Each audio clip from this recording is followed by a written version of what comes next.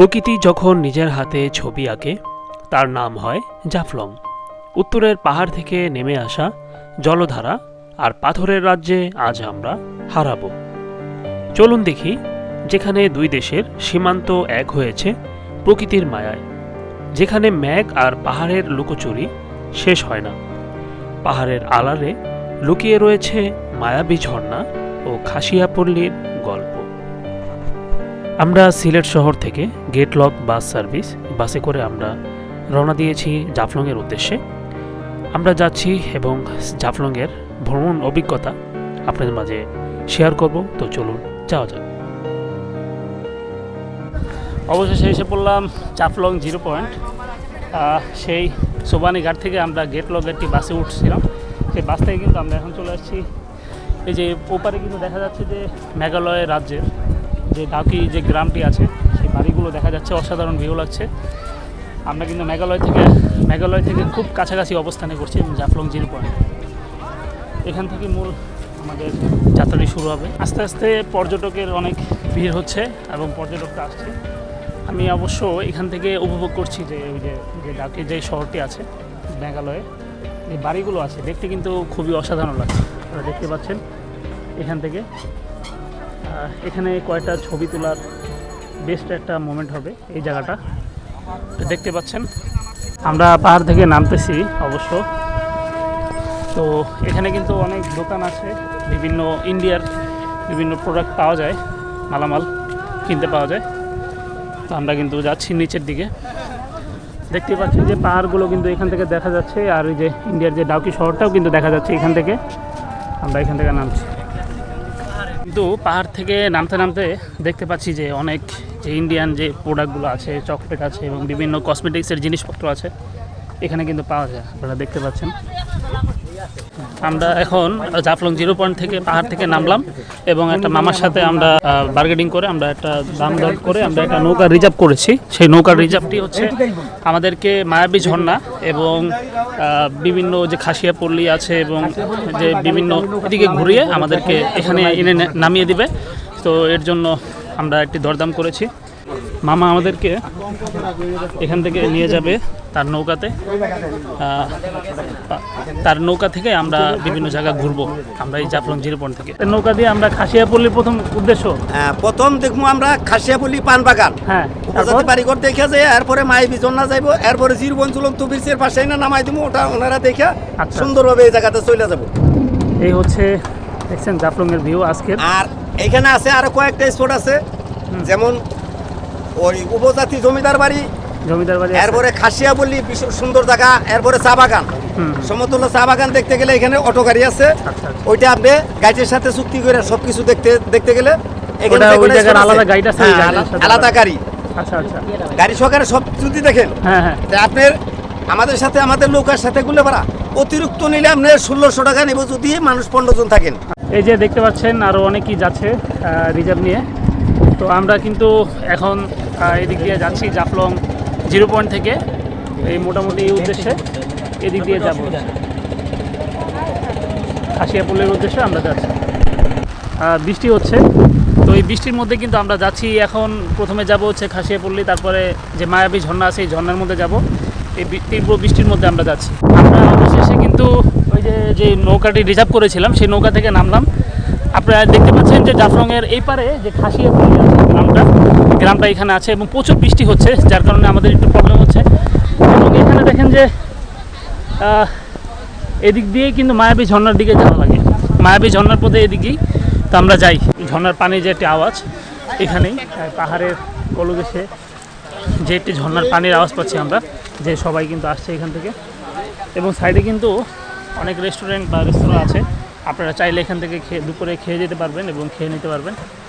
তো এই হচ্ছে আমরা একটু ঝর্ণার আওয়াজ পাচ্ছি, দেখি আমরা যাইছি। সেই জাফলং 0 পয়েন্ট থেকে হাঁটতে হাঁটতে কিন্তু প্রায় অনেকটা চলে আসলাম যে মায়াবী ঝর্ণা যেটি আছে। এই দেখতে পাচ্ছেন এই সেই মায়াবী ঝর্ণা, আমরা কিন্তু এখানে চলে আসলাম এবং দেখতে পাচ্ছি যে মোটামুটি কিছুটা পানি আছে। বৃষ্টি এখন পড়ছে যেহেতু, এখন এখানে আবার টুরিস্ট আছে।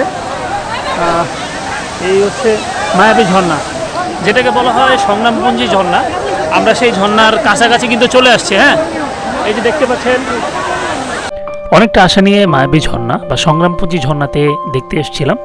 তো এখানে এসে পানিটা অনেক অল্প পেয়ে আমরা খুবই আশাহত হয়েছি। যাই হোক, যেতটুকু পানি পেয়েছি এবং ওয়েদারটা পেয়েছি, সেই ওয়েদারে আমরা উপভোগ করতে পেরেছি এবং পর্যটকরাও উপভোগ করতে পেরেছে।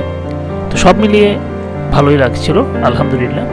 তো এই ছিল আজকে মায়াবী ঝর্ণার ভ্রমণ অভিজ্ঞতা। মোটামুটি গোসল টোসল করা শেষ, এখন হচ্ছে নামার পালা। এই মায়াবী ঝর্ণা থেকে এখন নেমে যাচ্ছি, বিভিন্ন জায়গা আছে আমরা সেখানে ঘুরবো।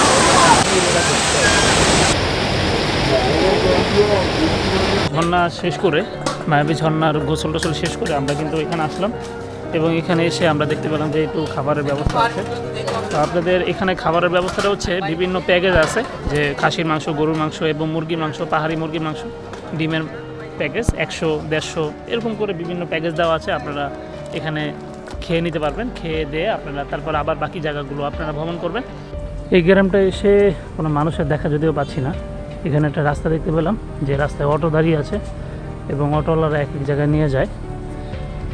এখানে দেখতে পাচ্ছি রাস্তা, আর এদিকে হচ্ছে জাফলংয়ের ভিউ, দেখতেই পাচ্ছেন।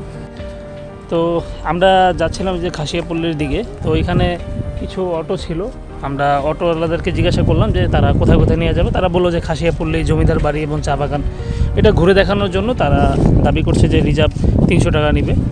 তো আমরা আমাদের হাতে বেশি সময় না থাকার কারণে আমরা আবার নেমে পড়লাম, কারণ এখন যে আমরা আস্তে আস্তে হয়তো সন্ধ্যা হয়ে যাবে, আমরা চলে যেতে পারবো না। আমরা একটা নৌকা রিজার্ভ করেছি, সেই নৌকা দিয়ে আমরা কিন্তু এখন জাফলং 0 পয়েন্টের দিকে চলে যাব।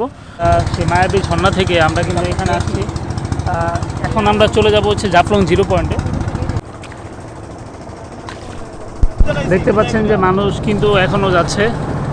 আমরা ঠিক ঝুলন্ত ব্রিজের খুব কাছাকাছি চলে আসছি। এখান থেকে দেখতে পাচ্ছেন, কতটুকু আসতে জানি না। আমরা এই ঝুলন্ত ব্রিজের খুব কাছাকাছি চলে যাচ্ছি। এখান থেকে মেঘালয় যে পাহাড়গুলো রয়েছে, ডাউকি শহরে যে বাড়িগুলো রয়েছে, এখান থেকে কিন্তু পুরা ফুললি এখান থেকেই দেখা যাচ্ছে, দেখতে পাচ্ছেন। তো ওই নৌকা থেকে নেমে আমরা এই যে জাফলংয়ের যে সাদা পাথরগুলো আছে এবং বিভিন্ন পাথর আছে, এই পাথরগুলো দিয়ে আমরা কিন্তু হাঁটছি। পাচ্ছেন যে পর্যটকরা আছে এবং যারা আছে তারা বিভিন্ন খাবার দাবার খেয়ে থাকে এবং পাথরের মধ্যে কিন্তু কিছু পানিও আছে। তো আপনাদেরকে দেখাচ্ছি, এখানে মানুষ হেঁটে হেঁটে যতটুকু যেতে পারে আর আমরা যাচ্ছি। এদিকে মূলত দাঁড়িয়েছি, এখান থেকে মূলত দেখা যাচ্ছে যে এই যে জাফলংয়ের যেই পাহাড়টি রয়েছে, এই যে কালো পাথরটা দেখা যাচ্ছে। আর হচ্ছে ওই পারে দেখা যাচ্ছে হচ্ছে ঝুলন্ত ব্রিজ, কতটুকু আসছে জানি না। ওপারে হচ্ছে ইন্ডিয়ার বর্ডার। তো এক্ষেত্রে আমরা ওখানে যেতে পারবো না, বেশ পানি রয়েছে এবং পাথরগুলো খুব পিচ্ছিল অবস্থা, যার কারণে একটু সাবধানতা অবলম্বন করতে হচ্ছে। এবং এই যে নৌকাগুলো দেখছেন, এখানের যে নৌকাগুলো, এই নৌকাগুলো সাধারণত ইন্ডিয়ারই, এখানে লেখাই আছে ইন্ডিয়া। পারছি না, পর্যটন কিন্তু মোটামুটি কমই আছে আজকে। তো অসাধারণ একটা ভিউ পেয়েছি এসে, তো ভালোই লাগলো। ঝুলন্ত ব্রিজটা কিন্তু অনেকটা দেখা যাচ্ছে, ঝুলন্ত ব্রিজটা। আর এই হচ্ছে যে মেঘালয়ের যে পাহাড় রয়েছে, সেই পাহাড়ের যে একটি কালো পাথর রয়েছে, কথিত আছে যে এই পাথরের ভিতরে নাকি একটি মাজার রয়েছে, যে একটি বড় পীর আউলিয়ার মাজার রয়েছে। হয়তো এটা মেঘালয় ইন্ডিয়ার বর্ডার এবং ইন্ডিয়ার একটি অংশ। আমরা তো সেখানে যেতেও পারবো না, আপনাদেরকে যতটুকু শুনেছি ওই কথাটাই বললাম, যে কথিত আছে।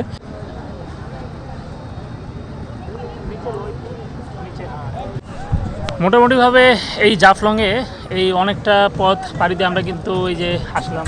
এই যে দেখতেই পাচ্ছেন ভিউটা, আজকে তুলনামূলকভাবে কিন্তু পর্যটকটা কিন্তু অনেক কম। আপনারা দেখতে পাচ্ছেন এই পাশে হচ্ছে ইন্ডিয়া বিএসএফরা, তারা কিন্তু তাদের দায়িত্ব পালন করছে। এবং ওই পাশের যে নৌকাগুলো দেখছেন, এগুলো সব ইন্ডিয়ান নৌকা এবং মানুষরা কিন্তু তারা ঘুরতে আসে, মেঘালয় যারা ঘুরতে আসেন।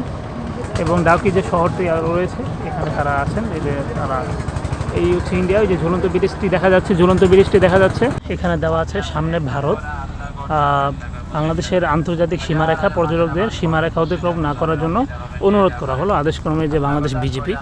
তো এখানে আমি যতটুকু দেখতে পেলাম যে মানুষ কিন্তু আসা যাওয়া করে, মানে বাংলাদেশ এবং ওপারের যে মানুষগুলো আছে তারা কিন্তু আসা যাওয়া করে।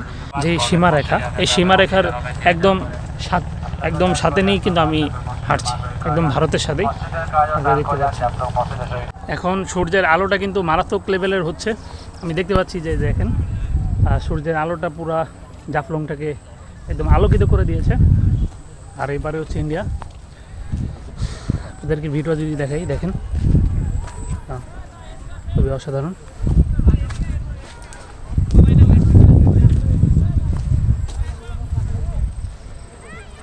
এই হচ্ছে পুরো জাফলংয়ের একটি ভিউ। আর আমি কিন্তু এখন দাঁড়িয়ে আছি প্রায় ইন্ডিয়া বলতে পারেন, ইন্ডিয়ার এখানে। এই যে এখানে মেঘালয়, এই জাফলং, আর আমি ইন্ডিয়া।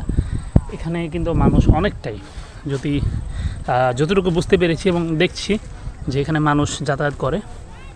ওই পারের মানুষ এই পারে আসছে, অনেকটাই দেখলাম যে এই বর্ডার দিয়ে কিন্তু মানুষ যাতায়াত করছে, বাংলাদেশের মানুষ ওদিকে, ওদিকের মানুষ এদিকে।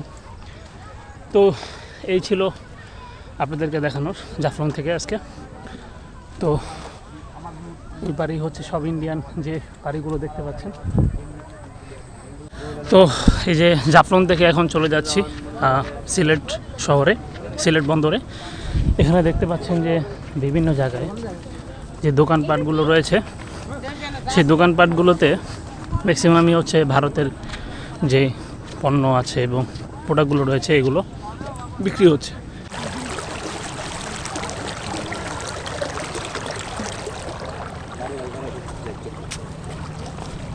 এই সাইডটা কিন্তু পুরোপুরি ইন্ডিয়া, হ্যাঁ। ওখান থেকে মানুষ আসা যাওয়া করে, এদিক দিয়ে মানুষ কিন্তু আসা যাওয়া করে, এবং ইন্ডিয়ার মানুষগুলো এদিকে থাকে, তাদের ব্যবসা বাণিজ্য তারা করে থাকে। এই হচ্ছে মূলত ব্যাপার। এই সাইডটা কিন্তু খুবই মারাত্মক লেভেলে লাগছে, সুন্দর লাগছে। আপনাদেরকে দেখাই, এই সাইডটা কিন্তু খুবই সুন্দর একটা জায়গা, মনোরম পরিবেশ। জাফলংয়ের এই যে এখান থেকে আমরা আসছিলাম, এই যে উপর থেকে নেমেছিলাম, এখন আমরা চলে যাচ্ছি সেই পথে। তো জাফলংয়ের এই প্রান্ত থেকে আপনাদের কাছ থেকে বিদায় নিচ্ছি। দেখা হবে পরবর্তী আরেকটি ভিডিওতে। সেই সঙ্গে থাকবেন, ভালো থাকবেন। আসসালামু আলাইকুম।